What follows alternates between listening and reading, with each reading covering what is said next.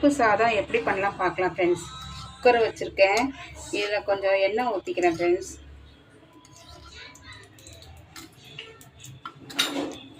கொஞ்சம் கடுகு ஆட் பண்ணிக்கலாம் ஃப்ரெண்ட்ஸ். இதில் ஜீரகம் கொஞ்சம் போட்டுக்கலாம். அப்புறம் சின்ன வெங்காயம் ஒரு 10 வெங்காயம் கிட்ட வெட்டியிருக்கேன், அது போட்டுக்கலாம். அப்புறம் 2 தக்காளி வெட்டியிருக்கேன், அது போட்டுக்கலாம்.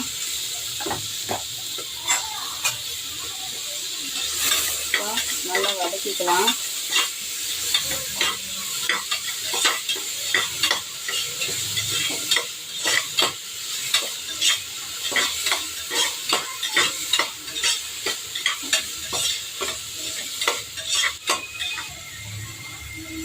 இஞ்சி பேஸ்ட்டு ஒரு 1/4 டீஸ்பூன் போட்டுக்கலாம்.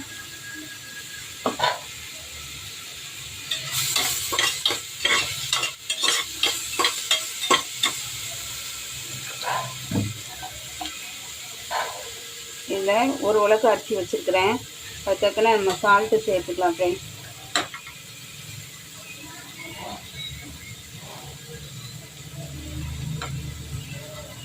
இது ஒரு உலக்குக்கு, இது 50 உலக்குக்கு 3/4 உலக்கு போட்டிருக்கேன் ஃப்ரெண்ட்ஸ் துவரம்பருப்பு.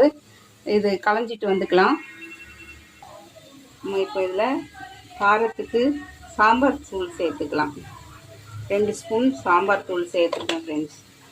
இதில் காயப்பொடி கொஞ்சம் சேர்த்துக்கலாம்.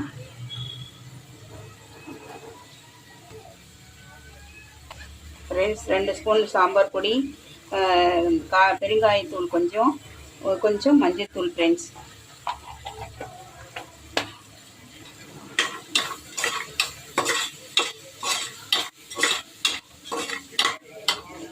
இப்போ இதில் தண்ணி ஆட் பண்ணிக்கலாம். 4 டம்ளர் தண்ணி தான் விடுவேன். 4 டம்ளர் தண்ணி விட்டுக்கலாம்.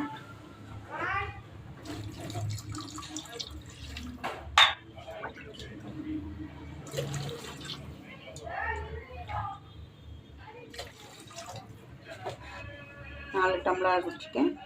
பருப்பு போட்டுக்கணும் கூட கொஞ்சம் 1/4 டம்ளர்.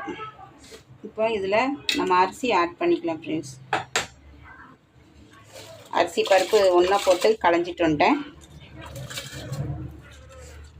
இப்போ நம்ம அவ்வளோ போட்டுக்கலாம். 2 ஸ்பூன் சாம்பார் பொடி, கொஞ்சம் பெருங்காயத்தூள், அப்புறம் வெங்காயம், சின்ன வெங்காயம், கருவேப்பிலை, சீரகம் எல்லாம் நம்ம இஞ்சி பேஸ்ட்டு எல்லாம் ஆட் பண்ணியிருக்கோம். நம்ம சால்ட்டு போட்டாச்சு. இப்போ இதில் கொஞ்சம் நெய் ஊற்றிக்கலாம் ஃப்ரெண்ட்ஸ்.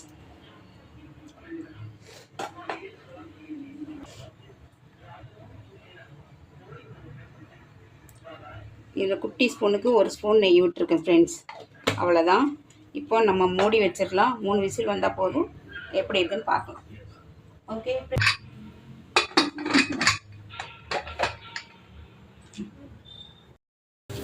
ஃப்ரெண்ட்ஸ், இப்போ ரெடி ஆகிட்டு மல்லித்தலை மட்டும் வெட்டி போட்டாச்சு ஃப்ரெண்ட்ஸ்.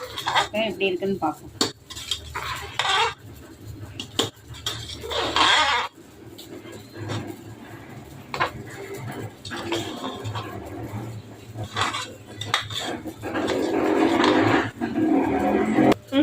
ஃப்ரெண்ட்ஸ், பருப்பு சோறு ரெடி ஆயிடுச்சு. வாங்க சாப்பிட வாங்க. எப்படி இருக்குன்னு பார்க்கலாம்.